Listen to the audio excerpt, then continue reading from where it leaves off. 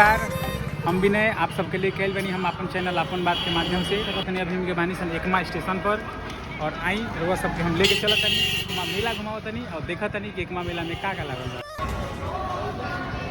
बा। नाम का पड़ी अनूप सिंह। अनूप सिंह।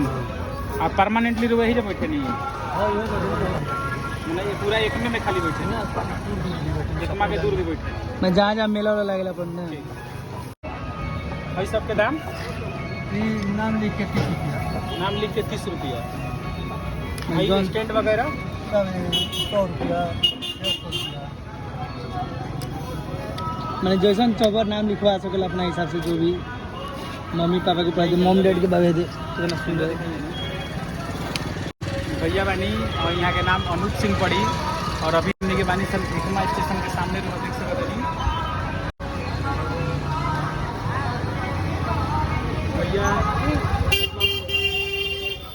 यहाँ के तो दुकान तो देख सकते नहीं भैया दिल के बहुत बड़ा अमीर बनी और यहाँ देखिए एगो हमारे के बहुत बढ़िया मस्त ब्रेसलेट पहना दिले बनी और एगो हमारा अभी एगो और बना रहा बनी भैया बहुत सस्ता सामान भैया लगे और देखिए ये स्टैंड पड़ी मात्र 30 रुपया के एगो हऊ पड़ी 100 रुपया और कितना बताइए भैया 100 रुपया 100 रुपया।